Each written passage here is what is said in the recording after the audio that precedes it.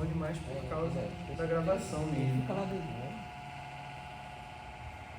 Mas está dando para me ouvir, né? Tranquilo. Estamos aqui em poucas pessoas, a gente está pertinho, né? Aí está tranquilo, eu acho. Então vamos começar aí mais um estudo, graças a Deus, agora nessa sequência, né, da escola de batismo. Né? Sempre muito bom a gente estar aprendendo a palavra de Deus e a gente pegando essa base, né, que é tão importante a gente ter esses fundamentos, porque são onde normalmente a gente vai ter ali ataques, né? Muitas vezes a gente é confrontado para saber defender a nossa fé, né? E para que a gente também possa se aproximar do nosso relacionamento com Deus, né? Muito importante a gente saber ali as bases da nossa fé, no que a gente acredita, né? Em que Deus é esse que a gente acredita, como que a gente pode conhecê-lo, né? Eu acho que tudo isso faz parte do que nos leva a estudar realmente a palavra de Deus, que nos leva a estudar a Bíblia, que nos leva a fazer esses momentos aqui de estudo. Então vamos ficar de pé, vamos fazer uma oração. Pai, você pode orar? Senhor, nosso Deus e nosso Pai, muito obrigado, Senhor, mais uma vez por essa oportunidade, Senhor, de estar aqui para poder aprender um pouco mais da Tua palavra, Senhor. Que o Espírito Santo venha nos capacitar, Senhor, a entender tudo que vai ser dito e poder, assim, aplicá-las em nossas vidas. Senhor, toma a vida do Rony em Tuas mãos, Senhor, que Tu use ele como instrumento Teu. É o que nós pedimos, te agradecemos, no nome de Jesus. Amém. Amém.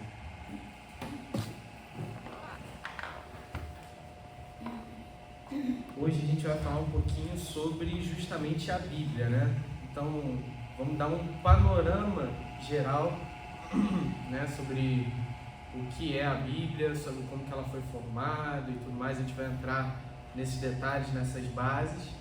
E eu, assim, tem um tempinho já que eu estou sem conseguir vir aqui, dar aula aqui no Estudo Bíblico, mas é uma coisa que eu sou apaixonado demais. Eu gosto muito de fazer isso, gosto muito de compartilhar e discutir sobre a palavra de Deus. Normalmente, quando eu faço estudos assim, eu gosto de entender como é que vocês estão, como é que está o ritmo. Então, vocês vão falando se eu estiver muito rápido, se eu estiver muito devagar. E também dúvidas, né? As dúvidas é que vão guiando a gente. Então, a gente vai tendo ali, se pintar alguma dúvida, vamos discutir, vamos conversar. Vai dar alguma coisa sobre o batismo também? Como assim? Sobre o batismo? Então, mas a gente... É que esse curso de batismo a gente está pegando ali as bases, né? Hoje a gente não vai falar especificamente sobre o tema batismo. Né? A gente vai falar vai fazer esse panorama bíblico, né? Entendi. Aí, conforme for passando o tempo, a gente vai tratando de outros temas. Com certeza a gente vai falar sobre o símbolo do batismo e tudo mais. É que hoje a gente vai pegar mais essa parte da Bíblia, né? Justamente que vai fundamentar tudo que a gente vai dizer daqui para frente. Porque justamente é uma coisa que a gente prega aqui na igreja, que a gente acredita muito, é de você realmente tomar a Bíblia como única regra de fé e prática. É o documento em que a gente pode ter ali confiança que a gente tem a palavra dos ensinamentos de Jesus, que a gente tem os ensinamentos dos apóstolos, né? E que a gente tem a história do povo de Deus ali narrada. E por isso que a gente enfatiza tanto a importância da Bíblia e da importância da gente estudar a Bíblia. Né? Vem muito disso, da gente entender que a forma como a gente foi apresentado a Jesus, a gente não viu Jesus caminhando, a gente não esteve com ele ali. Isso aconteceu há 2000 anos atrás, mais de 2000 anos atrás. Então, exatamente por conta disso é que a gente precisa da Bíblia, a gente precisa dessa coleção de livros, né? A gente vai falar sobre isso. E por isso que a gente vai começar por aqui, e a partir daqui, tudo que a gente for tirar vai sempre ter respaldo da Bíblia, né? Então, primeiramente, a gente falar o que é a Bíblia, né? A Bíblia não é um livro qualquer, né? A importância da Bíblia é uma coisa assim assustadora para a nossa história, o quanto que ela influenciou, né? O livro mais lido, traduzido e distribuído no mundo, né? Então, é uma coisa muito importante da gente perceber que muito do que a gente tem de cultura, de leis, de as formas como a gente entende Estado, né? Tudo isso vem de uma cultura que se criou em cima da Bíblia, né? É uma coisa muito legal da gente ver, principalmente urbanização, e em especial na Europa, né? Então os países ali da Europa, a gente vê que depois ali da Reforma Protestante, que vai ser justamente o momento em que a gente vai ter ali a separação, né, entre a Igreja Católica e a Igreja Cristã Protestante, nas várias vertentes, como que a partir da ideia protestante gerou um desenvolvimento nas cidades, como que até hoje a gente vai ter ali, por exemplo, Genebra, né, que foi uma cidade que mudou totalmente por causa da reforma, né? Então a arquitetura da cidade se desenvolveu, os estudos, as faculdades, né, as universidades, elas começam, todos, na verdade, ali no princípio, se formavam em teologia, mais a especialidade que a pessoa escolhia. Então você ia cursar direito, você se formava em teologia e direito. Olha que coisa interessante, né? Então, para a gente ver como que hoje em dia muita coisa que a gente tem, muitas instituições variam e derivam do estudo das escrituras, do estudo da Bíblia, né? Isso é muito, muito legal de a gente observar, porque muita gente tenta tirar um pouquinho esse papel, essa importância que a Bíblia tem, né? Tenta tratar como um livro de contos, né? Eu já ouvi muito isso, né? A Bíblia é um livro de contos de fadas, um livro de vários mitos que não serve mais para nada. Mas não é assim. Se fosse só isso, né, não faria sentido, né, a relevância que a Bíblia teve para a sociedade, para o mundo, para a humanidade, né? Então a Bíblia é realmente um livro fenomenal. Mas a primeira coisa que eu já vou desconstruir é exatamente a frase que eu acabei de dizer, da Bíblia ser um livro. A Bíblia, na verdade, ela é escrita por mais de 40 autores. A gente não consegue dizer ao certo, né? Porque em várias partes da Bíblia a gente vê, por exemplo, ali nos Salmos, a gente não consegue ter certeza ali quem escreveu cada um dos Salmos, né? Alguns, o próprio texto já dá uma dica, Salmo de Davi. Ao mesmo tempo, outros vão deixar meio ambíguo. Então você não sabe se é o Salmo que Davi escreveu ou se foi um salmo que escreveram para o rei Davi. Ou seja, já pode ter outro autor aí dentro, outro livro da Bíblia que a gente tem, que a gente não sabe a autoria. É o livro de Hebreus. A carta aos Hebreus no Novo Testamento, muitos vão atribuir que foi Paulo que escreveu, mas a gente não tem certeza nenhuma, né? No texto em si, você não vê em nenhum lugar ali dizendo que Paulo é o autor da carta, ou quem seria esse autor da carta. Tanto que outras pessoas também vão chutar que talvez seja Apolo, que é um outro personagem da Bíblia que aparece ali, né? Também com um outro grande nome que ajudou a ensinar e plantar igrejas, assim como Paulo foi. Mas a gente não faz ideia, de fato, de quem seria esse autor da carta aos Hebreus. Então a gente diz que tem mais de 40 autores, mas a gente, talvez o número passe bastante isso. É uma estimativa que a gente faz com base nos livros que a gente sabe quem escreveu, né? E ela também foi escrita ao longo de 1.600 anos. Então imagine que o que a gente tem em mãos não é um livro único, não é só uma pessoa que escreveu, né? São várias pessoas, vários livros escritos num período de tempo muito grande. Então, se a gente fosse pensar nos dias de hoje, né, em 1888, a gente teve aqui no Brasil a lei de abolição da escravidão. E aí, se vocês forem pensar comigo, olha quantas coisas mudaram de 1888, daquele Brasil que ainda tinha a questão da escravidão, de um Brasil totalmente diferente na economia, nos costumes, com outros problemas, outros dilemas, e um mundo atual totalmente moderno, com celular, tecnologias, né? Hoje a gente tem vários avanços com relação a direitos humanos, com relação a várias coisas do nosso contexto, da modernidade. E quando a gente olha para a cultura, quando a gente olha para os livros, Você pega uma obra de 1878, você pega uma obra hoje em dia, você vai ver uma coisa totalmente diferente, discordante, né? Muitas vezes vai até conflitar a informação que pessoas escreveram em 1878 e pessoas que escrevem hoje. Por exemplo, no assunto da escravidão, hoje se entende realmente o peso e a importância de a gente lidar com a questão do racismo. E olha só um período de tempo que eu peguei, agora você imagina um período de 1.600 anos, com mais de um autor. Então você pensa que cada uma dessas pessoas tinha opiniões diferentes, e a Bíblia é extremamente coesa, ela é extremamente interligada, ela faz total sentido, ela tem uma mensagem única.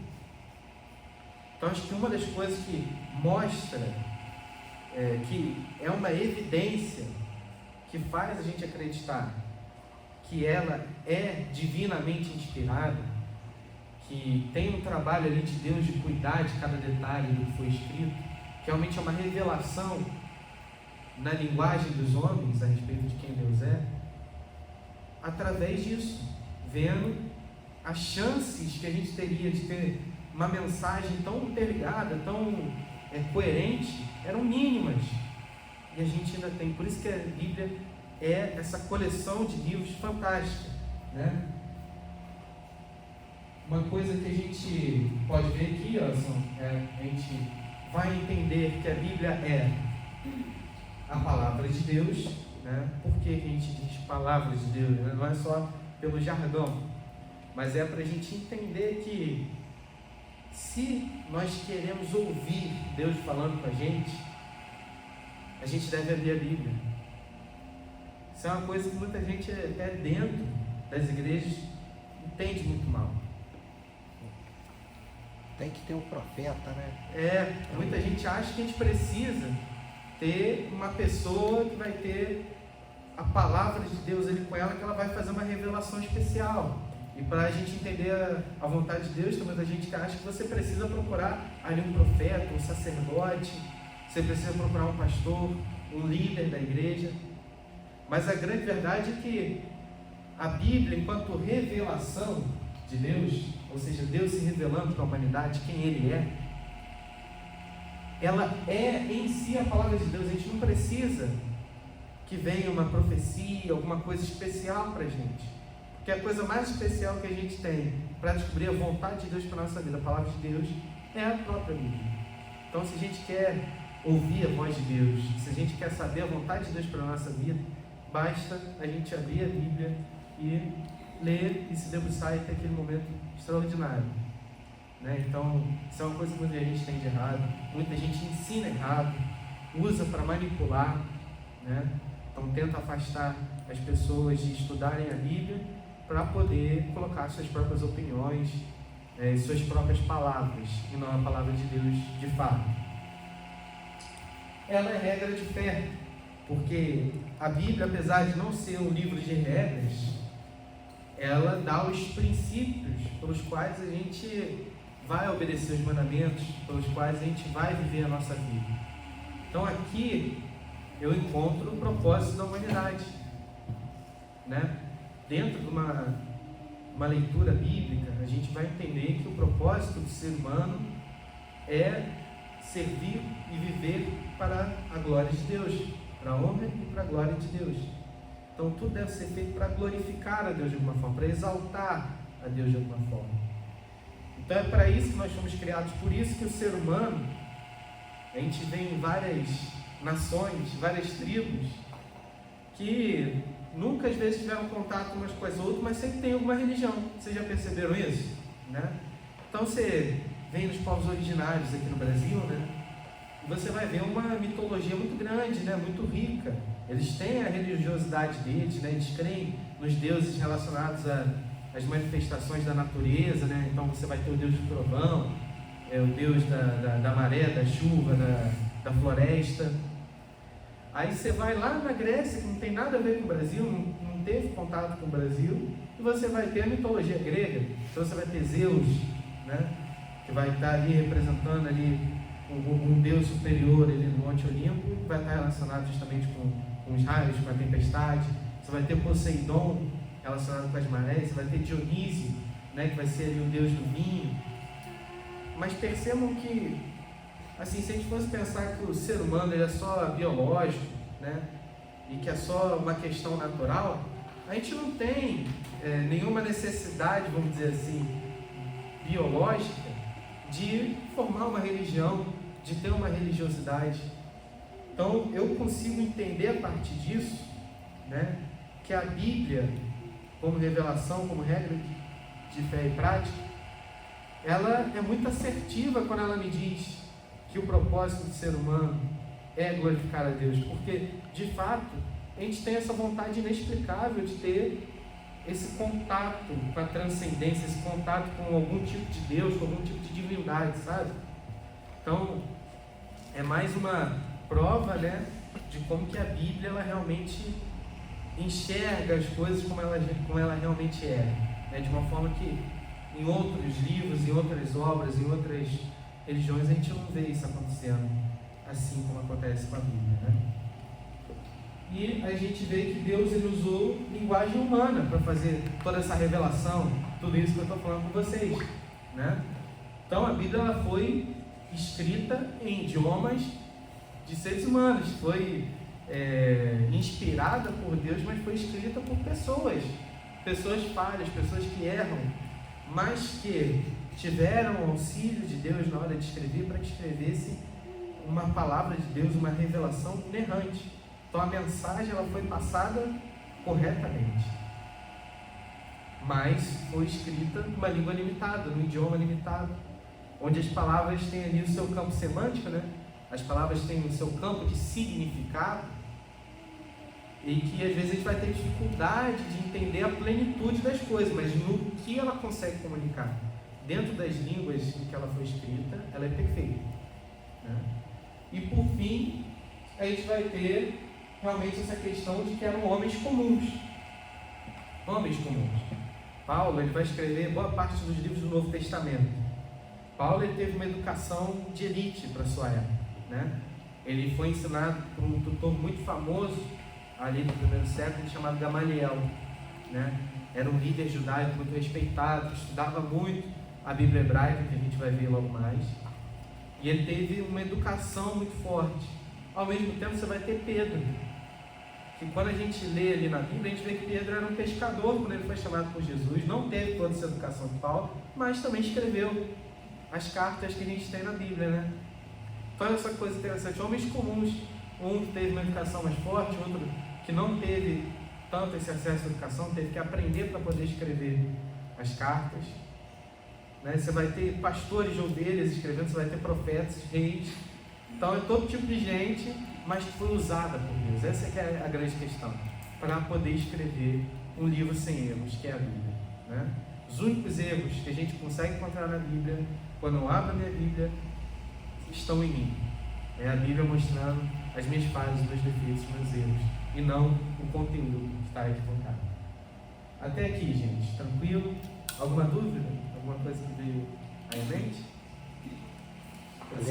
Eu lembro daquele negócio que o pessoal fala, né, que se der um livro de nutrição, por exemplo, num presídio, o cara vai sair um nutricionista, porém vai continuar sendo,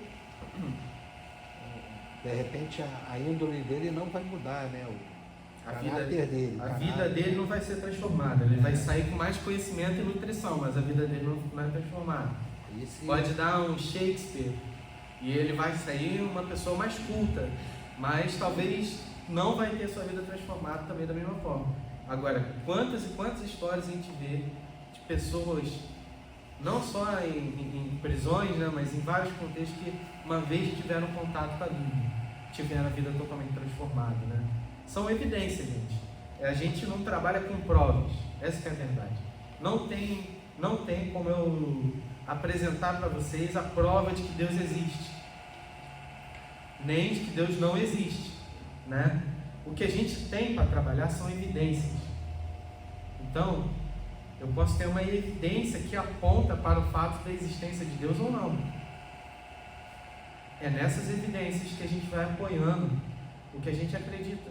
Porque a grande verdade é que a gente não vive a nossa vida só com certezas, com método científico, né? As pessoas tentam induzir a gente por esse caminho, não é? Tudo, não, mas se tiver uma comprovação disso aí que você está falando, aí beleza. Mas a grande verdade é que a gente não vive assim.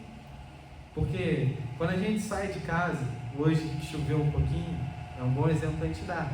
Quando você sai de casa, você não sai de casa tendo a certeza de que vai chover ou não. É impossível. Porque a gente tem o quê? Uma previsão. As evidências de opa, está com a nuvem aqui, o tempo está fechando. Isso é uma evidência do quê? Vai chover. Não é? Opa, a temperatura aqui teve uma queda. Mais uma evidência. E aí, com base nisso, você vai fazer uma previsão, você tem, às vezes, uma boa certeza de que vai chover. Com a Bíblia, com o conhecimento a respeito de Deus, é muito parecido, né? A gente não consegue ter uma prova, mas eu tenho várias evidências que me apontam para acreditar em Deus. E principalmente o relacionamento.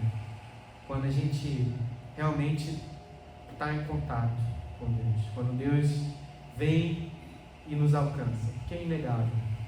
É uma experiência pessoal de cada um. Mas eu diria que para além disso, até para as pessoas, poxa, eu nunca tive essa experiência. Eu ainda acho que racionalmente a gente, parando para ver, eu tenho mais evidências de que Deus existe, de que a Bíblia é a palavra de Deus do que o contrário.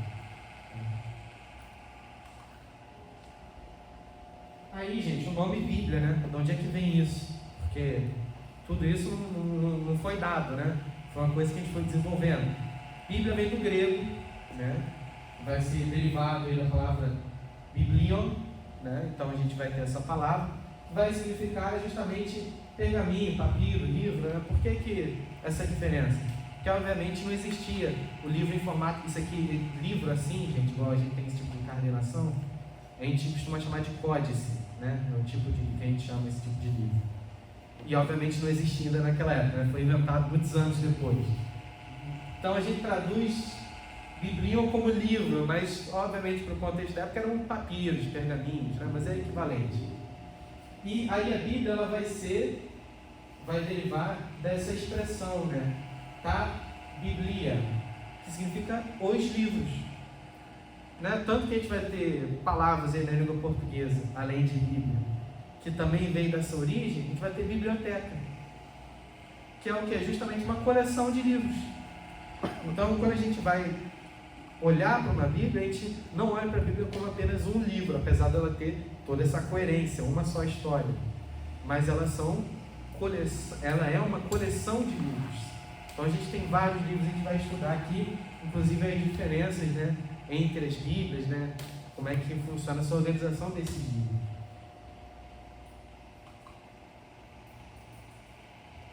Até aqui, gente. Tranquilo? Alguma dúvida, alguma coisa que vocês queiram acrescentar? Tudo certo? Gente, o que a gente vê na teologia são alguns termos um pouquinho difíceis, mas que ajudam a explicar alguns conceitos para a gente. Uma palavra que não sei se vocês já viram alguma vez, mas se não viram, com certeza vocês vão ver em algum momento, que é cânon ou cânone, né? E essa palavra ela vai, assim, resumindo de uma forma bem fácil de entender, ela vem de como se fosse pensa cano. Por que cano? Porque eram usados os juncos. E aí, eu até mostro para vocês com uma imagem do que é o junco que eu estou falando. Então a gente vai ter esses juncos, né? Ou às vezes eram alguns caninhos mesmo, que eram usados como varas de medir. Então não existia trena, não existia régua, eles usavam essas varinhas desses comprimentos padronizados para conseguir medir as coisas. Tudo bem, o que isso tem a ver com Bíblia, né? Cânon, ele vai pegar essa ideia dessa vara de medir e vai me dizer, peraí, para que os livros que estão dentro da Bíblia fossem incluídos de fato nessa coleção de livros, teve um critério. Eu não posso escrever um livro aqui amanhã e dizer que faz parte da Bíblia. Então qual é esse critério? É isso que a gente vai ver nos cânones.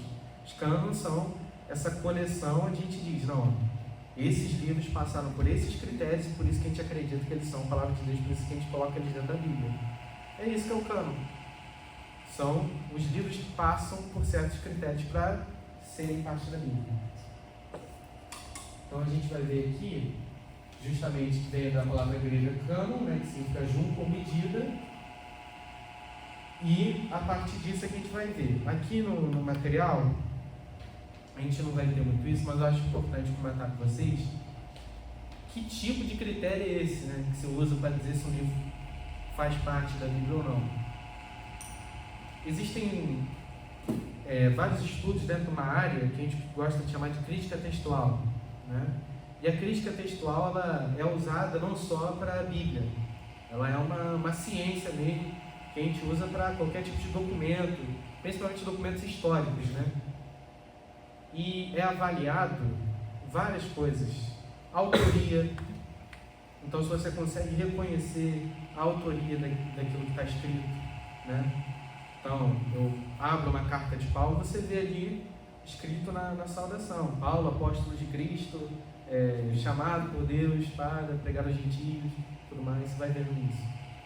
A partir disso você já sabe, opa, então eu posso estudar historicamente se esse tal Paulo existiu nesse período aqui que ele diz ter vivido. Então isso é um critério, autoria. Outro critério, coerência, né? Se eu chegar e escrever um livro dizendo que Jesus não é Deus, que Jesus não morreu na cruz, escrevendo várias coisas que contradizem com o restante do texto, você já imagina, peraí, isso aqui tem várias falhas, tem vários erros, está muito incoerente. Então, coerência é outra coisa. Tanto entre livros, quanto coerência interna, né? Então, eu dizer uma coisa agora, e aí um capítulo para frente eu dizer o oposto do que eu disse antes, tudo isso é avaliado. Então, são esse tipo de critério que ele é colocado em jogo. E principalmente, né, se os povos, né, então, no Antigo Testamento, ali, os judeus, e no Novo, os cristãos, né, que a gente tem essa expansão, se eles usavam esses livros, né? Isso é importante, porque os apóstolos viveram com Jesus e plantaram, depois que Jesus morre na cruz, ressuscita e é assunto aos céus, eles plantam várias igrejas, né? Eles vão abrindo várias igrejas. A gente pode investigar o quê? Se o pessoal daquela época usava de fato esses livros que estão na Bíblia hoje. Porque se eles usavam, é um sinal de que, poxa, você tinha um pessoal que viveu com Jesus ali. Se aquele livro não fosse verdade, não fosse realmente deles, alguém ia ter denunciado isso. Então é outro critério que a gente costuma usar. É ver se o livro ele foi aceito, né, pelas igrejas, se ele foi utilizado. E quando você pega tudo isso, você chega na Bíblia que a gente tem hoje, né? E chega no cânon que a gente tem hoje, né, nessa medida. A Bíblia também, né, eu estava já dizendo essa questão, né, que eram em pergaminhos, em papiros, né, e não em livros, em papel, como a gente conhece hoje. Então a Bíblia ela foi escrita em 3 materiais: em rochas, né, em pedras, em pergaminhos. Pergaminho já vai ser ali com o couro, né, do animal, né, e papiro que vem das plantas ali do Nilo, ali principalmente no Egito. Então você faz ali um processo, né, onde você vai prensando aquela planta, aquela folha, até que ela vira uma espécie de papel, né, que é o papiro. E o pergaminho ele é mais antigo, né, porque é mais fácil do que você fazer esse processo todo, é você só usar o couro do animal ali. Então você tem muita coisa em pergaminho. E por que é importante a gente falar dos materiais da Bíblia? O que vocês acham? Deixa eu jogar um pouquinho para vocês. Estou falando demais já. Eu estou fazendo uma pergunta em relação a isso. Muita gente vira ali, papiro, não deixa não levando em consideração que são vários autores. Né? É possível que muitos livros tenham Exatamente isso. Esse teu questionamento é a resposta da pergunta que eu fiz. Perfeito. É isso. Por que é importante a gente saber, por que ele está me falando em que material que a Bíblia foi escrita? Porque isso aconteceu. Muitos e muitos materiais, gente, a gente tem certeza, é natureza, né? Então, você tem uma coisa de couro, de animal, de madeira, de qualquer coisa que seja, que vai deteriorar, né? Vai rasgar, vai acabar se perdendo. E é exatamente isso que acontece. Então, a Bíblia, os egípcios também descritos. sim, no Egito, inclusive, boa sua pergunta, porque no Egito a gente teve muita coisa que foi escrita, né? Perdão, em tábuas de pedra. Então, exatamente, o pessoal ali do Egito escreveu muita coisa em pedra. Só que, se a gente for para pensar, na verdade, a maioria das coisas que a gente tem da Bíblia, por incrível que pareça, não são dessas tábuas de pedra. São de pergaminhos, de papiros, que resistem menos, né? E que acabam se perdendo mais fácil. Em pedra, você vai ter, por exemplo, os 10 mandamentos. Na própria Bíblia, quando a gente lê, né? Na passagem dos 10 mandamentos, a gente vê que foi escrito em pedra. Então, a gente já vê o registro na própria Bíblia desse material. Agora, aí isso gera um problema, né? Porque, então você está me dizendo que a gente teve esses materiais que se deterioraram. Então, como é que a gente tem a Bíblia ainda assim? Como é que resistiu? Aí é que entram os copistas, né? Então, existiu por muito tempo, né? Antes da gente ter a invenção da prensa, dos livros, né? Onde você tinha ali uma forma de fazer vários livros rapidamente, você tinha um ofício da pessoa que ficava copiando documento. Isso era um processo muito caro, né? Era um processo extremamente caro, mas que muitos faziam, uma vez que entendiam que aquilo ali se tratava de um texto sagrado, faziam com uma grande devoção, com uma grande dedicação, e as pessoas usavam os seus recursos para fazer isso, principalmente, né, ali dentro das sinagogas, né? Então, os templos, né, tinham muitas cópias, e aí a quantidade de cópias ela é tão grande, e também havia um cuidado de se conservar, deixar dentro de potes, né, por exemplo, que ainda que a gente tenha materiais que se perderam, a gente ainda conseguiu conservar de tantas cópias que foram feitas, né? Os livros da Bíblia, se a gente for considerar a Bíblia, né, como uma só, é o documento da antiguidade com mais cópias que existe, assim, mais disparado. Se eu não me engano, eu posso estar errando aqui um pouquinho nos números, mas eu acho que é nessa casa. O Novo Testamento, eu acho que ele tem por volta de 5.000 cópias que a gente tem conhecidas. O documento histórico antigo que mais chega perto disso vão ser ali perto de 200 cópias. A maioria com 30 e poucos, 50 cópias. E o Novo Testamento, só o Novo Testamento tem 5.000. Então a gente consegue ver como que a Bíblia, muitas vezes a gente se pergunta, né, vou até dar um passo à frente aqui. A gente se pergunta, poxa, mas a Bíblia, será que ela não foi alterada? Muito difícil. Muito difícil. Porque se eu estou passando pela reta e eu vejo um acidente, poxa, teve uma batida de carro. Então, teve uma batida de carro. Eu falo, caramba, acabei de ver ali um carro ali que bateu ali na reta, deu uma amassada aqui no farol, e eu mando isso pro meu pai. Poxa, acabei de passar na reta que peguei um trânsito aqui danado. Daqui a pouco vai Pedro, está dirigindo ali e passa no sentido contrário da reta, e ele vai e manda uma mensagem para Cristal falando, poxa, ainda bem que estava passando ali no sentido contrário, que estava um trânsito danado no outro sentido da reta, que teve um acidente, uma batida de carro. E aí daqui a pouco todo mundo se encontra aqui na igreja, e eu chego atrasado, e aí quando eu chego aqui, meu pai e Cristal vão conversar, e o meu pai avisa, acho que o Juan vai se atrasar, porque teve uma batida de carro na reta. E aí chega eu e Pedro aqui, Pedro vai chegar antes de mim, e aí a gente vai se encontrar. Qual é a chance da batida de carro não ter acontecido?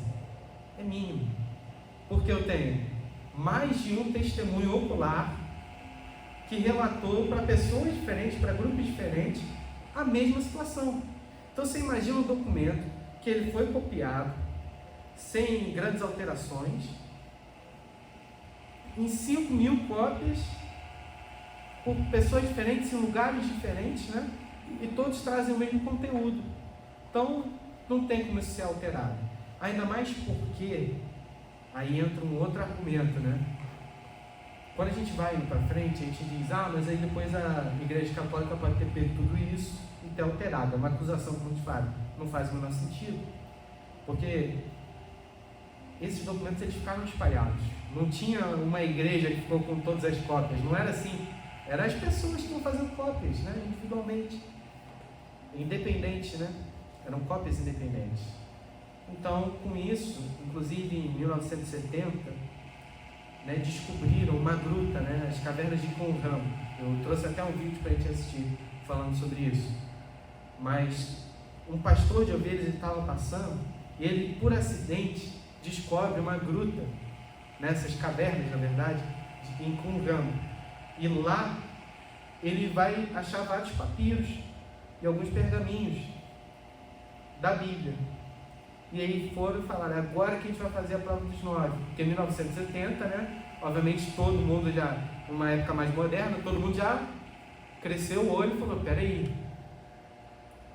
a gente precisa avaliar isso, porque agora que a gente vai ver se a Bíblia que você tem na sua mão está igual a essa aqui de anos e anos atrás. E eles vão, na hora que eles vão comparar, bate perfeito. Né? Então a gente tem variantes de texto bíblico, mas normalmente é vamos supor, eu pedi um prato no restaurante, mas não gostei. Aí a variante do texto é, eu pedi um prato no restaurante e não gostei, ao invés de mais. Sabe, as variantes a maioria são nesse sentido, né? Então, soluções simples, né?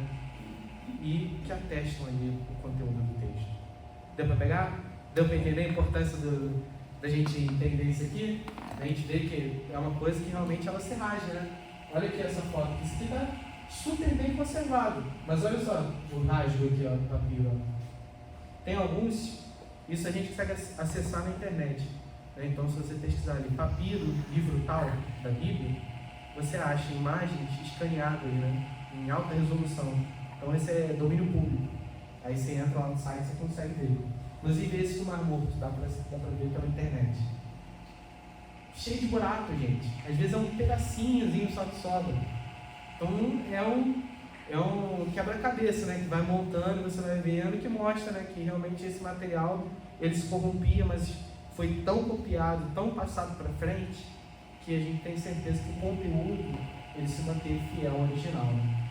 Inclusive, não temos mais os originais, né? Que foram obviamente mais escritos. A gente não tem nenhuma pergaminho, nenhum papiro original da Bíblia, não tem mais, né? Porque eles se corromperam, né? Foram os primeiros.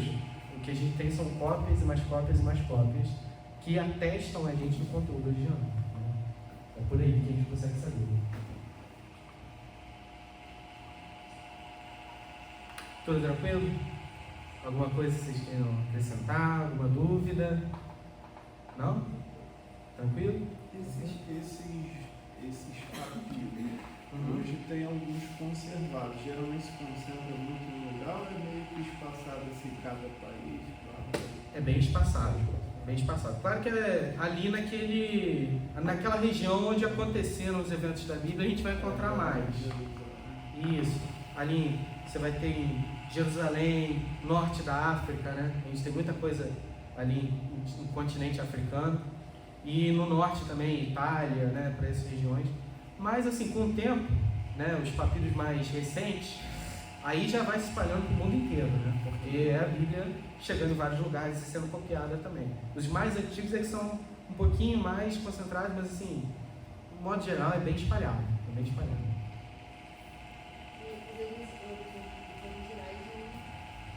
Os originais eles se perderam, porque a gente pensa assim que realmente a Bíblia ela só sobreviveu por um milagre assim mesmo, provisão divina de ter essa quantidade de gente preocupada em passar a Bíblia para frente, né, em copiar.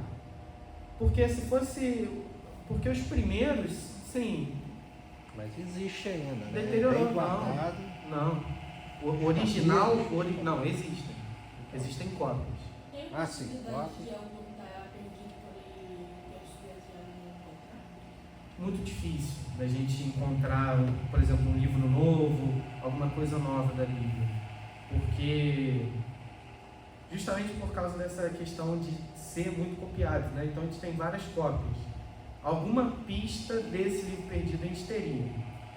Agora, que a gente já teria encontrado nessa altura do campeonato. Mas agora, uma coisa muito interessante dessa sua pergunta é que a gente tem na Bíblia 1ª e 2ª Coríntios, não é verdade? 1ª e 2ª carta de Paulo à igreja de Corinto. Na verdade, esses livros são 2ª e 3ª Coríntios. Não sei se vocês sabem disso, mas a gente tem em 1 Coríntios Paulo falando de uma carta que ele escreveu antes para eles e que se perdeu totalmente. A gente não tem essa carta. Então é uma coisa interessante, né? Agora, para a gente encontrar é muito difícil, porque provavelmente o que aconteceu? Essa primeira carta de Paulo não teve toda essa questão de ter sido inspirado e tal. Às vezes eram assuntos mais rápidos, né? A gente pode levantar várias hipóteses. Às vezes Paulo não falou necessariamente sobre a fé, né? Às vezes estava só mandando para pessoas, para líderes ali. Não dá para saber o certo. Agora, o que a gente sabe é que não foi para frente e realmente provavelmente não teve esse interesse de se reconhecer que aquilo ali era um escrito sagrado que precisava ser conservado.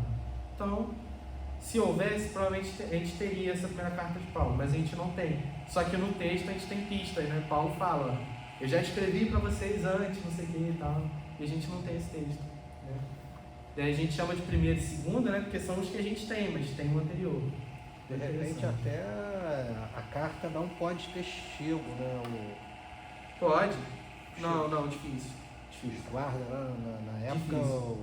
Difícil porque em 1 e 2 Coríntios Paulo ele vai visitá-los, né? Então teria chego de alguma forma essa primeira carta. Tanto que Paulo se refere a ela falando com o pessoal daquela igreja, né? Então fala, escrevi para vocês já, a gente já conversou, né? Então chegou, a mensagem chegou. Agora ela não se conservou. Às vezes, até porque Paulo às vezes escreveu uma opinião dele. É uma hipótese que inclusive eu acredito, né? Paulo deve ter colocado muita coisa ali da opinião dele e tal, mas que não era necessariamente mandamento de Deus, não era a palavra de Deus, e por isso não foi conservado, né? A opinião, Paulo era um ser humano igual a mim, igual a vocês, né? Então eu também, eu posso escrever várias coisas só na minha opinião, e aí não conta, né? O que vale é a palavra de Deus, não é a palavra de Paulo, né? Então tem essa questão. Então, assim, respondendo realmente sua pergunta, original não mais. A gente tem cópias e, assim, possibilidade zero das cópias estarem diferentes do que eram os originais, né? É zero mesmo, assim. Tem que ter muita fé para acreditar o contrário. Para você acreditar que o que a gente tem não é original, aí você precisa de muita fé. Porque as evidências apontam para que a gente tem um conteúdo dos originais, apesar de não ter eles, né, fisicamente. E aí a gente tem o que a gente chama de as várias Bíblias, né? Eu queria começar com essa aqui pela Bíblia hebraica. Por quê? Porque a Bíblia hebraica nada mais é do que o Antigo Testamento, né? Então os judeus, eles têm lá a sua Bíblia, mas que é equivalente ao Antigo Testamento da nossa Bíblia, sabe? Eles não têm o Novo Testamento por motivos óbvios, né? Que fala a respeito de Jesus e eles não creem em Jesus como Messias. O nome da Bíblia judaica eles chamam de Tanakh, né? Ou Tanakh, simplificando aqui. E como é que foi formada a Bíblia judaica, que é o nosso Antigo Testamento? Começa na tradição oral. Por muitos anos não foi escrito. A gente tinha ali os 10 mandamentos escritos na pedra, não é isso que a gente tem lá? Mas fora isso, o resto era passado de geração em geração pelos professores ensinando, falando, não escrevendo. Então a gente tem um tempo ali de tradição oral. Até hoje, a gente pega os povos que, né, de origem semítica, né, que a gente chama, tem os judeus, tem os muçulmanos.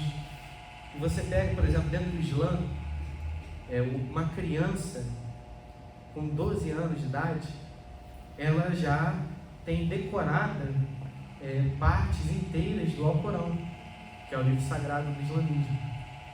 Muitos, inclusive, têm de cor o Alcorão completo. Esses dias eu vi assim, uma coisa assim, até assustadora, gente. Na Itália, o islamismo ele tem crescido muito e o cristianismo cada vez caindo mais. Isso é um cenário da Europa inteira. O cristianismo está sendo negado. As pessoas não querem mais saber de Jesus Cristo, não querem mais saber do Evangelho.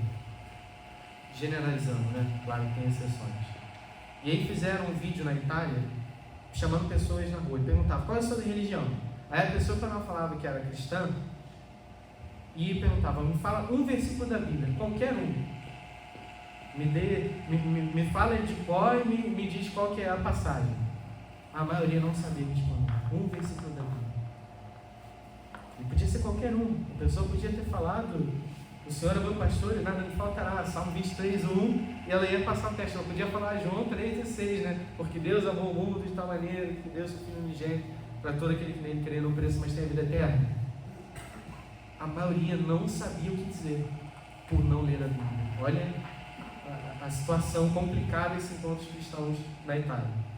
E aí, quando a pessoa respondia e ela era da religião islâmica, todos sabiam responder sem exceção. E com trechos longos, e eles recitam no original em árabe. Apesar de estarem ali na Itália, eles recitam a Bíblia deles, que é o Alcorão, no original. Então você imagina, né? Como que a gente está para trás em comparação com essa galera. Mas isso é o quê? Cultura. Foi se criando uma cultura de que não precisava mais ler a Bíblia, de que isso não era necessário, que era um livro ultrapassado, até que você tem aí a geração que a gente tem hoje que quase não conhece nada de Bíblia. Mas as culturas desses povos, né, dos judeus, que também recitam a Bíblia hebraica, muitos sabem recitar a Bíblia hebraica de cor, e na língua original, né, ali no hebraico, também os islâmicos também fazem assim. E assim foi o contexto de escrita da Bíblia, que ela começa com a tradição oral, as pessoas decorando inteiro. E aí depois a gente tem um exílio. O que é esse exílio babilônico? Na Bíblia ele aparece. Na Bíblia aparece essa narrativa do exílio babilônico, né? O que vai ser esse exílio? O povo judeu, ele é capturado pelo Império da Babilônia, né? Então a gente vai ter um cerco que é feito em Jerusalém e as pessoas são capturadas e são levadas cativas. Por conta disso, aquele Império Babilônico ele foi impor a língua que eles falavam, né? Que era o aramaico, a cultura, a idolatria, né? O paganismo deles. E por causa disso, para eles conseguirem conservar, teve esse sentido de urgência. O pessoal percebeu: peraí, se a gente for levar só na tradição oral, cara, famílias inteiras estão sendo dizimadas, massacradas pelos babilônios. A gente precisa registrar isso se a gente quiser manter essa cultura viva, né? Porque a gente está indo numa terra estrangeira, famílias estão se perdendo completamente. Se a gente não colocar isso registrado em documento, a gente vai perder. E aí começa o processo de escrita. A partir disso, né, a gente vai ter 200 anos depois a escrita ali dos Neviim, que vem do hebraico, que significa os profetas. Por que isso é importante? Porque primeiro a gente tem a Torá. O que é a Torá? Os 5 primeiros livros da Bíblia, tá? A gente também chama de Pentateuco, né? Penta de 5. Então a gente vai ter Pentateuco, que são os 5 primeiros, e também os judeus eles chamam de Torá. Depois a gente vai ter os profetas. Durante 200 anos depois, você vai ter o profeta Samuel, Obadias, né? E a gente vai ter todos esses profetas, Abacuque, e eles vão escrevendo. A gente tem Neviim, que são os profetas. E aí a gente tem, na época de Jesus, Torá, profetas e o que a gente chama também de Ketuvim, são escritos. O que são os Ketuvim? É o livro de crônicas, que vai contar, por exemplo, a história do povo judeu, né? Então não é nem o Pentateuco, né, que é a raiz, o centro do Antigo Testamento, são os 5 primeiros livros. Depois você vai ter livros históricos, né, que são esses escritos, e os profetas, né? Além disso, é claro que dentro dos escritos a gente vai ter os livros poéticos, que é Salmos, né? Salmos é livro de poesia, por exemplo, está ali dentro, né? Você vai ter livros ali de sabedoria, provérbios, né? Tudo isso são escritos. Então são livros gerais, pensa assim, né? Escritos, que é o que do fim, são livros gerais. Profetas, é bem explicativo, né? São livros de profetas, que é esse Neviim. E a Torá, também chamada de lei, ou Pentateuco, são os 5 primeiros livros da Bíblia. Vai contar ali a história de Gênesis, a história do povo saindo ali do Egito, né? Vai ser José do Egito. Aí você vai ter em Êxodo o povo sendo liberto do Egito, a caminhada do povo ali por anos no deserto e a entrada na Terra Prometida. E aí a gente vai ter tudo isso narrado nesses 5 primeiros livros. É o que dá a base para toda a Bíblia, gente. Por isso que Gênesis é tão atacado. Porque se a gente falar que Gênesis é um conto de fadas, que essa história de serpente conversando com mulher e uma maçã do conhecimento do bem e do mal, né, que não é maçã, mas muita gente fala que é maçã, né, que é o fruto do conhecimento do bem e do mal. Se você falar que isso é historinha, que isso é história para boi dormir, né, você tira o fundamento da Bíblia. Porque é nesse momento que você fala, não, mas espera aí, mas vai vir um resgatador, um descendente da mulher que vai pisar na cabeça da serpente, tá? Já profetizando sobre Jesus. Ali em Gênesis você vê que o ser humano ele foi criado para governar a criação, que o ser humano tem a imagem de Deus, por isso que tem valor. Olha os direitos humanos aí. Porque nós temos a imagem de Deus, nós temos a coisa mais valiosa. Então, a base da Bíblia está na Torá, está nos 5 primeiros livros. Por isso que a gente tem essa divisão. Bíblia católica, ela vai incluir a Bíblia hebraica, mais alguns outros livros, eu já vou contar por que isso acontece, e o Novo Testamento. Tá? O que são esses livros adicionais? É o que a gente chama de deuterocanônicos, né?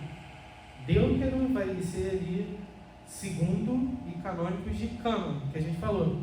Então é o segundo cânon, é a segunda medida, são outros livros que eles depois são retirados pelos protestantes. Mas como assim retirados? Porque na Reforma o pessoal pegou a Bíblia, obviamente a gente tinha a Bíblia, a versão mais popular ali na Europa era católica. Você tinha esses livros do segundo cânon, que vai ser ali Tobias, Eclesiastes, Sabedoria, Judite, 1 Macabeu, 2 Macabeu, Baruque. Por que a Reforma Protestante vai tirar? Porque eles foram ver, através da crítica textual, usaram os critérios e perceberam que, poxa, esses livros aqui, eles são meio questionáveis, eles parecem que são mais posteriores do que os demais. Eles têm algumas incoerências, tem alguns problemas, assim, nem tanto por aí, mas também tem. E a gente, poxa, se a Bíblia realmente é um livro inerrante, não pode. E outra coisa, quando eles vão analisar esses livros, eles percebem o seguinte: cara, os judeus nunca tiveram esses livros na Bíblia hebraica deles, de onde é que a gente tirou esses livros? Entendeu? Esse é o principal, porque os judeus não têm esses livros na Bíblia hebraica. Por isso que os protestantes tiraram, porque eles falaram, não, peraí, isso aqui não foi tirado, isso foi acrescentado depois. Jesus não reconhecia, não tinha esses livros na Bíblia que Jesus usava, né? Que obviamente só era o Antigo Testamento, né? Jesus ainda não tinha escrito o Novo Testamento na época de Jesus. Então, é por isso que foi removido, porque eles perceberam que os judeus, esse é o principal motivo, a Bíblia hebraica não tem esses livros. Então a gente fala, poxa, Jesus nunca leu esse livro, nunca validou esse livro, os apóstolos nunca validaram, então isso é uma coisa posterior, não vamos manter isso na Bíblia. Essas são diferentes da Bíblia dos católicos. Por que existe essa diferença? Porque existiu a Septuaginta. Existe uma história por trás da Septuaginta, né? Esse sept vem ali de 70, que é uma tradução, tá, gente? Isso não é comprovado, mas conta-se que tinham 70 sábios judeus que ajudaram a traduzir a Bíblia hebraica para o grego. Nesse processo, eles acrescentaram esses livros aqui, ó. Lembrando, os judeus não têm esses livros na Bíblia hebraica, mas eles acrescentaram na tradução para o grego esses livros. O que aconteceu? Depois, a Igreja Católica, quando ela vai adotar o latim como língua oficial, por causa do Império Romano e tudo mais, a gente vai fazer a Vulgata Latina, que é a Bíblia que ela vai ser usada por muitos anos, escrita por Jerônimo, né? Traduzida por Jerônimo, né? Melhor dizendo. E ela usa de base o quê? A Septuaginta mais esses livros. Então a gente tem a Bíblia hebraica traduzida para o grego, mais esses livros. Por isso que a Igreja Católica ficou com esses livros na Bíblia dela. Entendeu? É por aí a ideia. Então foi um processo histórico, né? Foi traduzido esses livros juntos e acabou entrando na Bíblia. Por aí.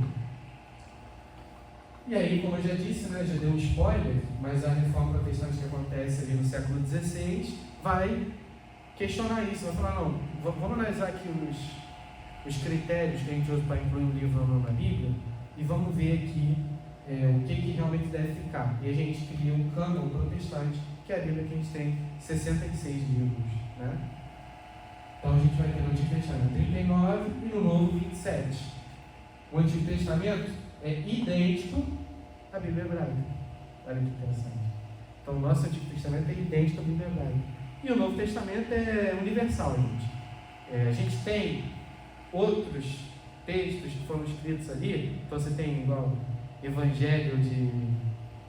Acho que... Como é que é? Evangelho de Tomé. Sabe? Você tem uns livros assim, mas é o que a gente chama de pseudepígrafos. Né? O que é esse palavrão? Mais um palavrão, né? Para a gente entender. Mas é quando alguém escrevia um livro e para dar um ar de credibilidade, você colocava no título do livro o nome de algum personagem bíblico famoso. Então você colocava Evangelho de Tomé, mas Tomé não escreveu o livro. Você só colocava para as pessoas verem, opa, olha o Tomé aí, que eu conheço esse cara aí, personagem que andou com Jesus. Então as pessoas iam e liam o livro. Mas nunca, assim, passou perto de entrar na Bíblia, sabe? Porque esses livros, eles têm um conteúdo, assim, muito incoerente, é umas doideiras, assim, do anjo, que daqui a pouco tem um alienígena junto na história, nesse nível, dragão, sabe? Então, são histórias, assim, totalmente fantasiosas, né? Gnósticas, né? Da religião gnóstica que começa ali. E aí, a partir disso, a gente tem esses livros que o Novo Testamento ele é mais inquestionável, né? É aquilo ali, pronto, acabou. E o Antigo é a Bíblia hebraica. Deu para pegar, gente? Bíblia no protestante? Na Torá tem o livro de Enoque, não? Não. O livro de Enoque, né? Enoque ele aparece como personagem bíblico, né? Então, Enoque ele vai aparecer ali no Antigo Testamento. O livro de Enoque, né? Ele é escrito no período do Novo Testamento, cara. Na verdade, agora eu fiquei na dúvida, você me deixou na dúvida se eu estou confundindo, pode ter sido escrito um pouco antes, mas ele foi posterior. Mas seria na época do Antigo, que entraria. Não, aí é que está, porque o Antigo Testamento, a gente acredita de que ele foi escrito no período que ele está retratando. Enoque foi escrito depois, isso a gente tem certeza. Tá? Enoque foi escrito bem depois dos livros que a gente tem no Antigo Testamento. Agora, a pessoa que escreveu o livro, que não é Enoque, né? Então ele é esse pseudepígrafo, né? Alguém colocou o nome de Enoque para dar credibilidade para o próprio livro. A pessoa que escreveu, ela conta uma história que ela diz que foi passada de geração em geração, que era uma história sobre Enoque.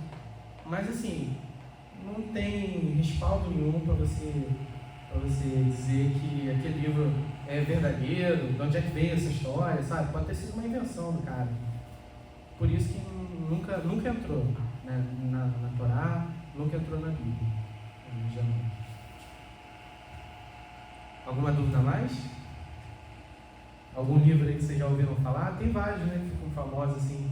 O livro oculto da Bíblia foi descoberto, tentaram remover esse livro e tal. Sempre tem uma história maluca dessa. Mas, gente, a maioria é esse processo. Então, eu particularmente, já vi muita coisa assim, que às vezes no TikTok da vida, do nada, chega um cara falando: descobriram o livro da infância de Jesus. O pergaminho e tal, o brasileiro traduz pergaminho que conta a infância de Jesus secreta e tal. Mas, gente, a maioria desses livros são nessa situação. É um autor desconhecido, entendeu? Tenta colocar o nome de outro, só isso você já dá uma quebrada, você já desconfia do livro. Para que ele precisa colocar o nome de outra pessoa para fingir que é o autor? Entendeu? Porque não tem. É porque as igrejas da época não acolheram o livro, não usavam, percebia que aquele livro não era um livro sagrado, ninguém conhecia o autor, o conteúdo era incoerente, entendeu? Por isso que eles têm nomes famosos, tipo Enoque. Então é por aí que a gente vai vendo. Aí aqui a gente vai ter a diferença entre o Antigo e o Novo Testamento, que é basicamente a gente entender que a história da Bíblia, ela é uma só, mas ela é uma revelação que ela vai indo aos poucos, ela vai indo parcialmente. Então, no Antigo Testamento, você vai ter o que a gente chama de Antiga Aliança. Nessa Antiga Aliança é o povo judeu que tinha que seguir os mandamentos, ir no templo, fazer cerimoniais, rituais de purificação, sacrificar animais, né? Isso tudo era um simbolismo do que viria a ser a nova aliança e apontava para a vinda de Jesus. Então eram profecias de Deus mostrando para o povo, ensinando através de símbolos, de roupas, de rituais, de canções, o que aconteceria quando Jesus viesse pela primeira vez, né? Era isso. E aí Jesus ele vai se revelando aos poucos, né? Uma metáfora que uma vez eu ouvi, que eu gosto muito para essa situação, de Deus se revelando aos poucos para a humanidade, né? É igual se você tem um peixe no aquário. Você chega, você coloca o seu rosto ali, já ouviram essa metáfora? Você coloca o seu rosto ali com um peixe no aquário, ele não vai te entender, ele vai fugir, vai te ignorar. A única forma, se você quisesse ser entendido por aquilo, é se você também virar um peixe e entrar no aquário junto. É isso que Deus faz. Ele vai se revelando aos pouquinhos, porque Ele é muito grandioso, né? E a gente não teria capacidade de receber toda essa informação. Ele vai indo aos poucos com a cultura, vai criando uma cultura diferente, né? Ser santo significa separado. Então por que Deus pede santidade? Porque Ele vai separando um povo diferente e através da cultura desse povo Ele vai colocando alguns preceitos de amor ao próximo, de tudo que Jesus ia ensinar, de amor a Deus, de justiça. Isso vai entrando na cultura. Deus vai colocando isso na cultura através dos livros do Antigo Testamento, dos ensinamentos da Antiga Aliança. Aí Jesus vem e Ele explica o sentido do Antigo Testamento. Então Jesus ele não é que agora vocês jogam porque esse aí é o Velho Testamento, agora vamos para o Novo. Não é isso. Jesus ele fala claramente: não vim para abolir a lei, mas vim para cumpri-la. Lembra do que é a lei, gente? Lei é o quê? O que é a lei? É a Torá. Aqui, ó. Torá é chamada de lei. Então por que Jesus falou que ele veio para cumprir a lei? Porque Jesus era um advogado, um juiz? Não necessariamente. Não é porque Jesus é meu advogado, é o meu Senhor, não.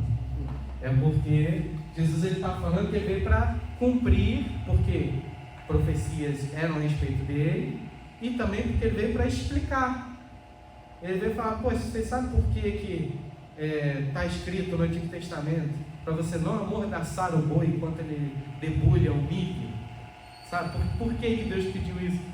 Tanta coisa que Deus podia falar para a humanidade, Ele fala para não amordaçar o boi enquanto ele debulha o milho.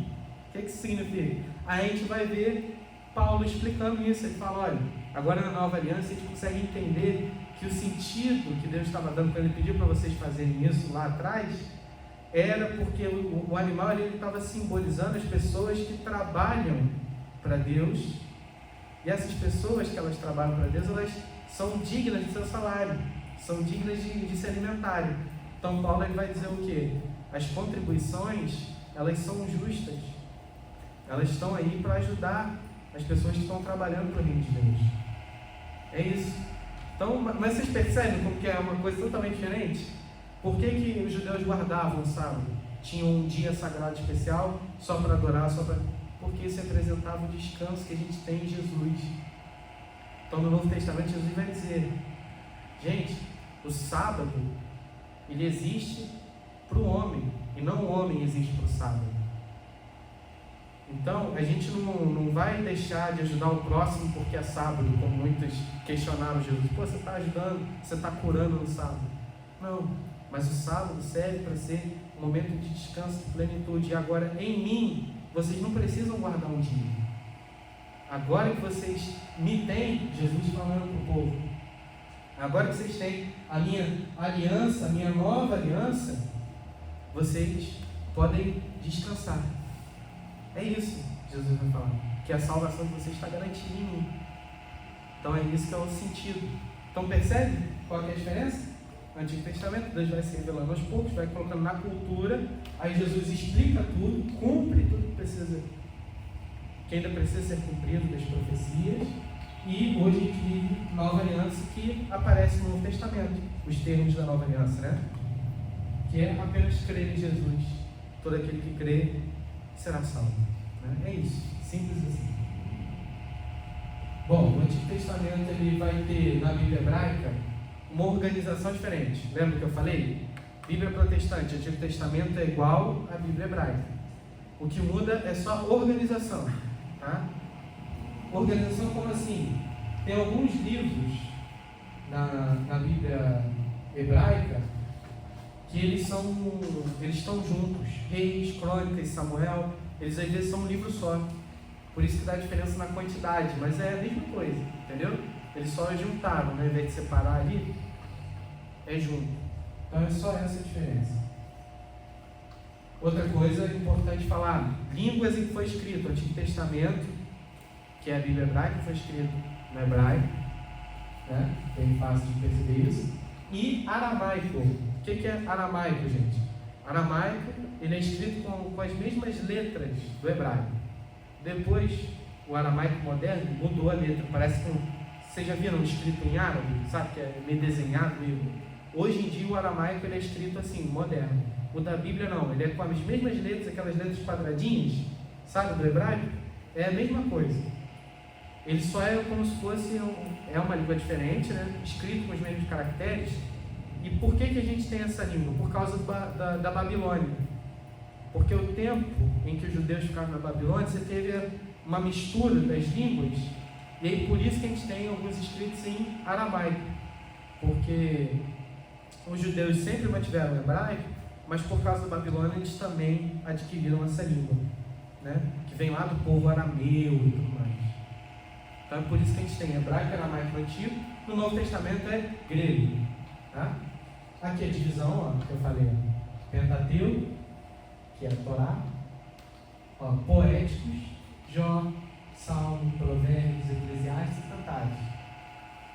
Históricos, então é um livro de registro histórico mesmo. É o quê? Josué, Juízes, Ruth, 1 e 2 Samuel, 1 e 2 Reis, 1 e 2 Crônicas, Esdras, Neemias e Esther, e os profetas. Tem os profetas maiores, Isaías, Jeremias, Lamentações, Ezequiel e Daniel, e a gente tem 12 profetas menores: Oséias, Joel, Amós, Obadias, Jonas, Miqueias, Naum, Abacuque, Sofonias, Ageu, Zacarias e Malaquias. Por que é profetas maiores e profetas menores? Porque aqui, esses aqui escreveram mais, esses aqui escreveram menos, só por causa disso, né?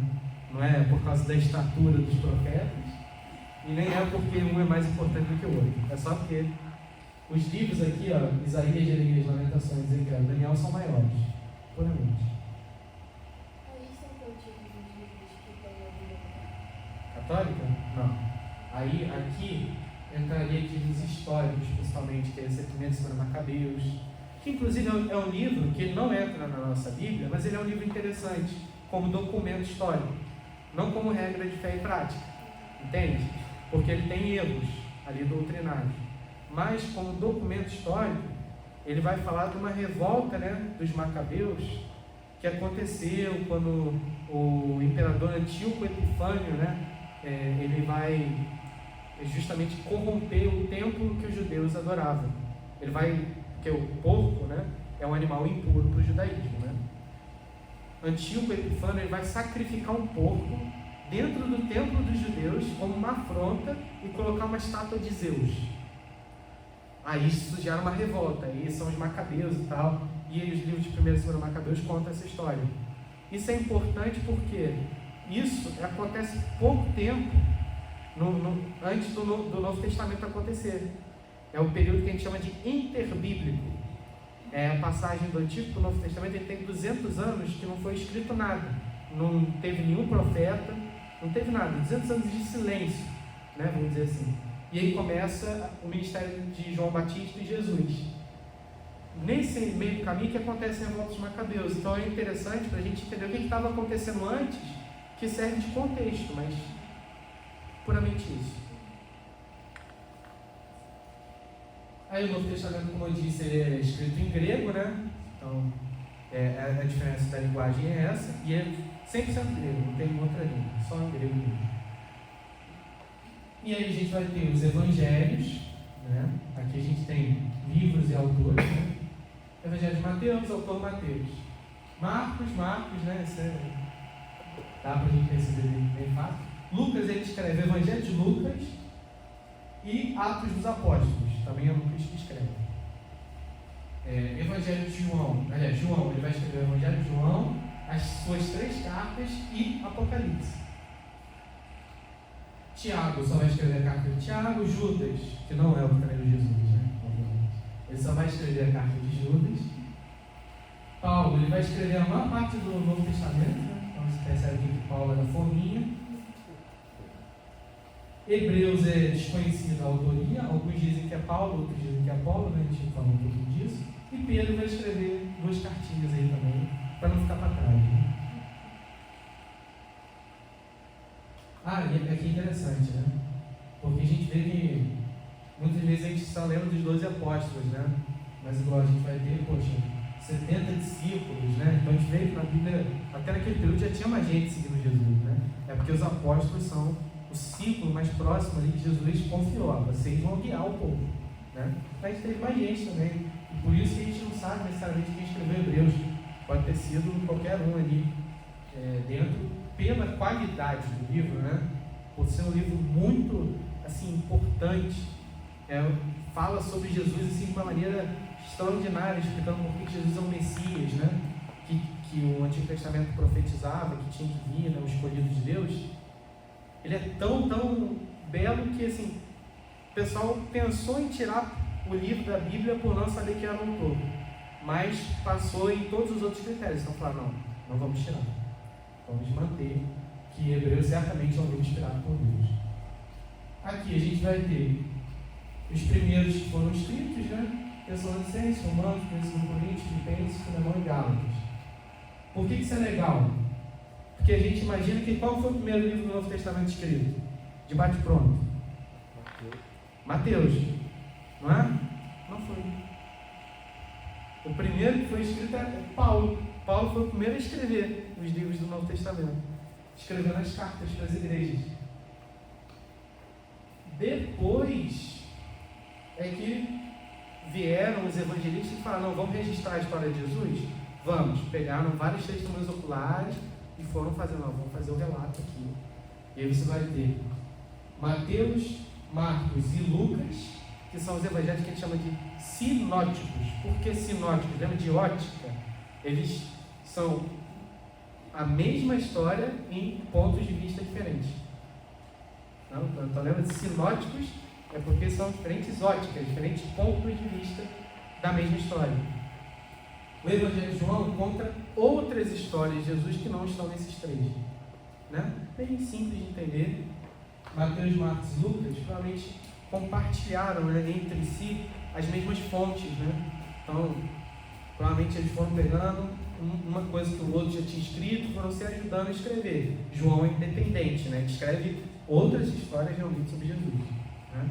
Claro que vai ter passagem da crucificação, vão ter coisas iguais, mas João é um livro totalmente diferente. Beleza? Tranquilo? Alguma dúvida, gente? Estou encaminhando já para o final. Hein? Eu vou finalizar, de que horas são? 9 horas. Finalizar. Falamos aqui já da cronologia, a divisão do Novo Testamento, tá? Então, evangelhos biográficos, aqui é o que eu falei, os sinóticos, e João. Histórico, a gente só tem um livro histórico no Novo, né? Diferente do Antigo, que tem alguns, que a gente vê ali, né? 1ª e 2ª Crônicas, né? 1ª e 2ª Samuel e tudo mais. Aqui a gente só tem Atos dos Apóstolos, né? Que conta a história dos apóstolos logo depois que Jesus sobe aos céus. Cartas paulinas, né? Obviamente, os escritos por Paulo, uma galera coloca Hebreus, outra galera não coloca, é a polêmica do momento. Cartas universais, adivinha qual que é o outro nome das cartas universais? Vamos ver, quero ver quem que vai acertar. Tu já sabe. Algum chute? Cartas católicas. Por quê? O que significa católico? Universal, né? A Igreja Católica se chama assim por dizer que é a Igreja universal, né, de Jesus, a Igreja única e tudo mais.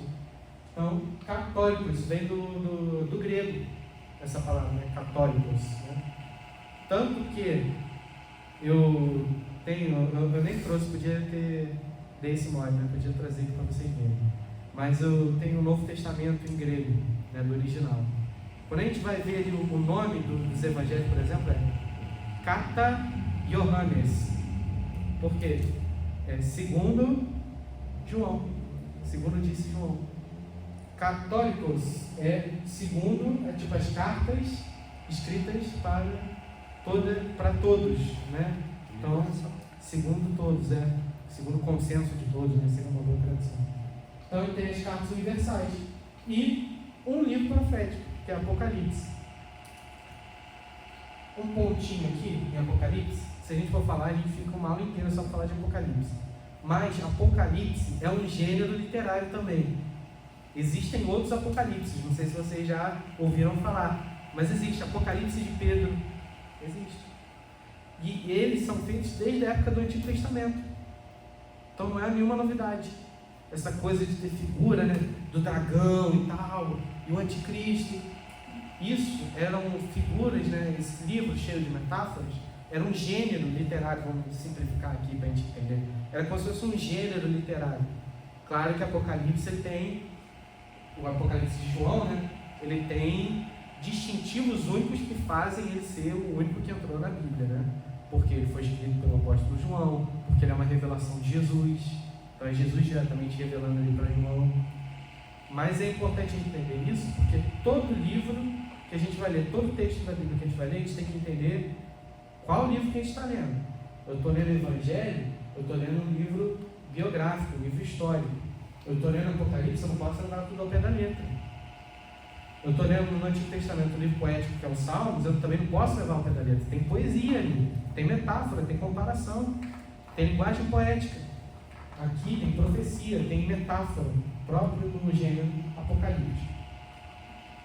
Aí alguns vídeos que eu trouxe aqui para a gente ver.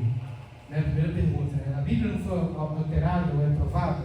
A Bíblia é o único livro religioso produzido pela humanidade que se sustenta numa fundamentação histórica. Por exemplo, se eu fosse um hindu, você jamais teria uma conversa comigo sobre a arqueologia do Bhagavad Gita.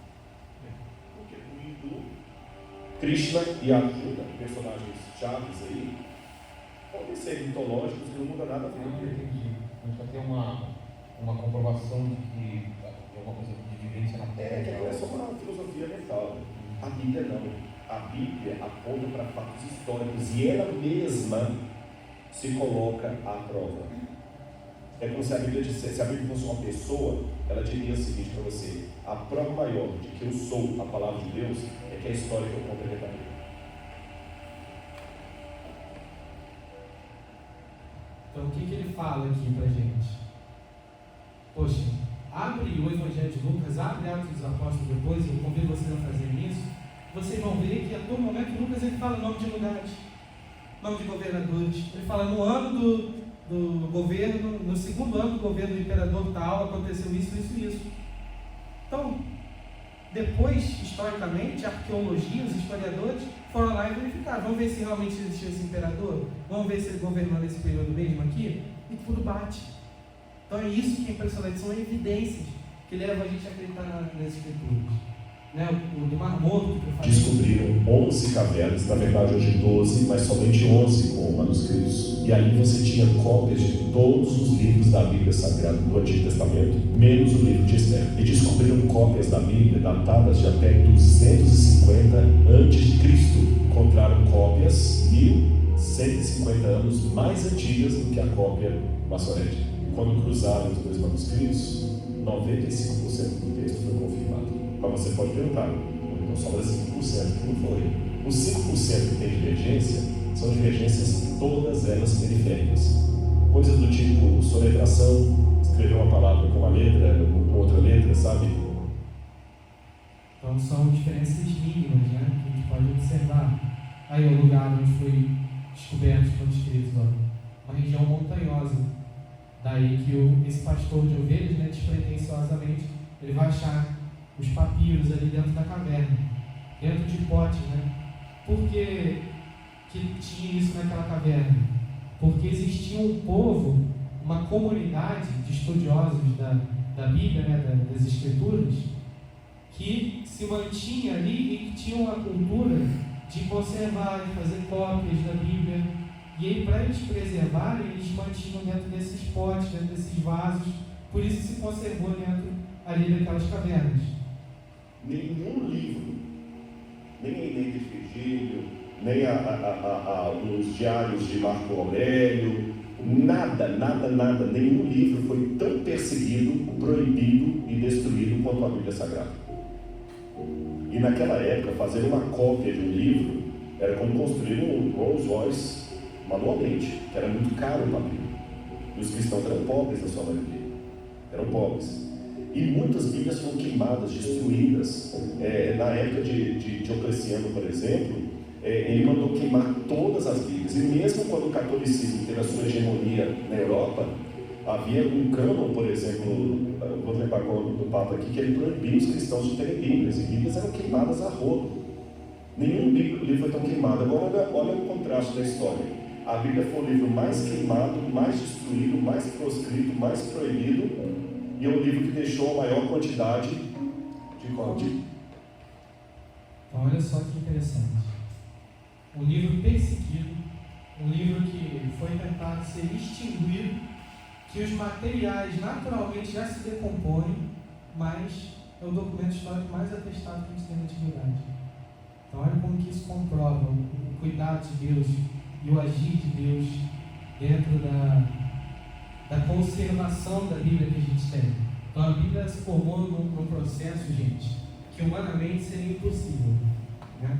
Por isso que a Bíblia já é um testemunho de que Deus existe, gente. Já é um testemunho da nossa fé. Por isso que muita gente tenta atacar a Bíblia. Que vai dizer, não, a gente tem que atualizar a Bíblia, porque a Bíblia está cheia de erros. Tem muita gente que se diz cristão e diz que tem que atualizar a Bíblia, né?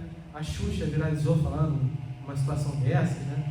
Tem Ed Renekiewicz, que é um cara inteligentíssimo, super estudioso, mas que ele foi caminhando para um lado totalmente equivocado de achar que a Bíblia tem erros, que precisa ser atualizada, quando na verdade as pessoas não compreendem que muita gente usa a Bíblia para o mal, né? A Bíblia é a mãe de todas as heresias, é um ditado que existe, né? Mas porque não interpreta a Bíblia corretamente, não é porque a Bíblia está errada, é porque não interpreta, é porque não aplica corretamente a Bíblia. A Bíblia, ela é mais atual do que o jornal de manhã. Então, a gente não precisa atualizar o conteúdo da Bíblia, a gente precisa nos atualizar e perceber como que a gente pode viver a Bíblia nos dias de hoje, né? Esse é o nosso desafio. Aqui, falando só rapidamente para a gente encerrar mesmo, gente, eu não quero mais prender você, prometo. Para a gente encerrar, tradução. Esse dia eu estava conversando com o Pedro, né, da NA, lembra? A gente estava discutindo sobre diferenças, né? Traduções. Manuscritos, sempre nos originais. Então, grego, hebraico e aramaico. Como a gente não lê nem grego, nem hebraico, nem aramaico, a gente traduz para a língua materna nossa. A tradução é só você transportar o significado. Por que existe mais de uma tradução e não uma tradução que é a melhor? Por que eu não vou conseguir recomendar para vocês a melhor tradução? Por que eu não consigo fazer isso? Porque existem escolas diferentes de tradução. Resumindo, são duas traduções dinâmicas e a segunda são as traduções que a gente chama de equivalência formal. Então, dinâmica e formal. Qual que é a diferença desses dois tipos de tradução? Traduções mais formais, elas pegam a palavra e traduzem. Então, se está escrito chifre, é chifre. As traduções dinâmicas vão ver o contexto da frase. Tem uma passagem na Bíblia, eu nem sei como é que são. Aqui, ó, esse aqui vai ilustrar melhor. Mas tem uma passagem na Bíblia muito engraçada, eu não vou lembrar agora o versículo exato, mas que diz assim: Deus fortalece o meu chifre. Aí isso, assim, em português fica um pouquinho complicado de se dizer, né? Que Deus fortalece teu chifre. Mas por quê? Porque isso foi uma tradução formal. Quando você pega outra tradução daquele mesmo texto mais dinâmica, ela entende que o quê? Chifre no Antigo Testamento, né, para o povo daquela cultura, significa força. Então, como é que aparece em outras traduções? Deus é quem me fortalece. Olha que legal. Então, a gente não traduz a palavra ali direto, a gente vê o sentido. E aí que a gente consegue ver isso. Ó, aqui uma passagem, se eu não me engano é isso, Zacarias 4,14. Olha que interessante, aqui no hebraico literal, tradução literal. E disse, estes os dois filhos do azeite. Né? O são já é uma inclusão, não tem esse são no hebraico. Mas, e disse, estes são os dois filhos do azeite, os que permanecem perante o Senhor de toda a terra. Como assim, filhos do azeite? Né? Aí, ó, olha só que interessante. Almeida Revista Atualizada. Tá? É uma tradução mais formal. As traduções que tem Almeida no nome, elas costumam ser mais tendenciosas para mais formal do que dinâmico, né? Exceção NAA, que tem um equilíbrio, a nova Almeida atualizada tem um equilíbrio, e a Almeida do século XXI também. Agora, fora isso, as outras Bíblias que tem o nome Almeida na tradução são mais formais. Olha como é que ele traduz. Filhos do azeite, né? Olha aqui. Então, ele disse: são os dois ungidos que assistem junto ao Senhor de toda a terra. Percebe? Ele já pegou desde filhos do azeite, ele entendeu que eram as pessoas que eram ungidas com óleo. Mas ele ainda é bem formal. Agora olha uma NVI, uma nova versão internacional, ela é mais dinâmica.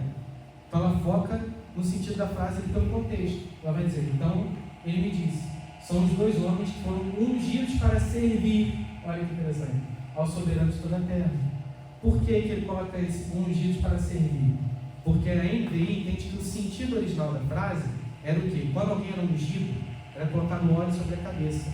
Por quê? Isso era uma cerimônia que indicava que aquela pessoa estava capacitada ou para ser rei, para ser profeta, para ser sacerdote, uma dessas três coisas. Então era uma pessoa que ela era capacitada para servir. Então a NVI, ela pega aqui, não aparece isso para servir, que permanece para a pessoa toda a vida, não é literal. Mas a NVI entende que o sentido era de serviço, e ela coloca isso. Então a NVI vai ser uma leitura mais fácil, NVT também vai ser uma leitura mais fácil, mais fluida. Então as traduções dinâmicas são por aí. Formais é mais para quando você quer comparar. Então, se você só tivesse traduções dinâmicas, você não ia entender que o pessoal usava o chifre para ungir, que eles colocavam óleo no chifre e derramavam sobre a cabeça. Você não ia entender isso se você só tivesse dinâmica. E se você só tivesse a formal, talvez a gente perdesse o sentido. Né? Por que está falando aqui que Deus fortalece no chifre, sabe? Então a gente já perdeu o sentido, por isso que não tem uma melhor. No dia a dia, eu uso a NVI, porque é uma leitura fluida, mais fácil, né, para a gente ler, aquele momento devocional. NVT, NAA e Almeida do século XXI. Essas são as que eu recomendo para você usar no dia a dia. E as Almeidas, revista corrigida, revista atualizada, é bom para você ter essa comparação, para você fazer um estudo, né? Ela vai servir muito bem para isso. Alguma dúvida, gente? Aí uma frase de closer para a gente finalizar, né? Enquanto alguns procuram erros na Bíblia, engamos nas traduções, Um homem sincero, com uma Bíblia aberta, sem dúvida encontrará bem depressa o que há de errado consigo mesmo. Interessante, né? Então é isso, esse livro maravilhoso, a nossa regra de fé e prática, é a base de todas as nossas próximas aulas aqui, dos nossos encontros aqui, dessa escola do batismo. Amém, gente? Tranquilo? Alguma coisa que vocês queiram acrescentar, uma dúvida, qualquer assunto? Tranquilo? Certo? Vamos lá então para encerrar? Vamos ficar de pé.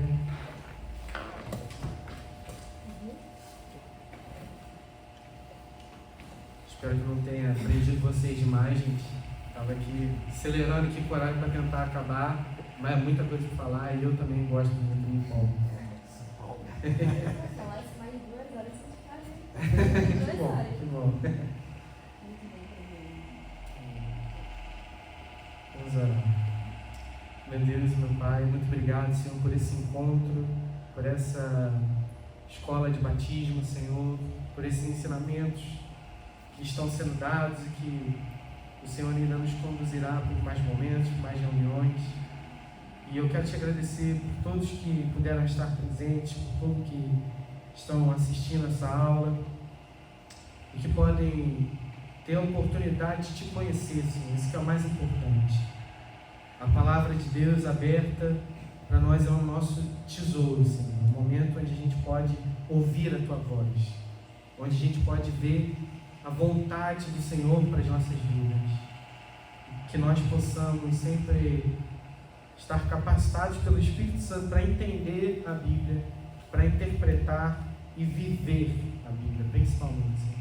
É isso que nós pedimos e te agradecemos. Que o Senhor tome a vida de cada um das suas casas e abençoe cada família aqui representada, Senhor, em nome de Jesus. Amém. bem.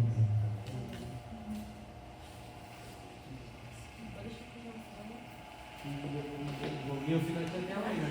Você vai te junto, né?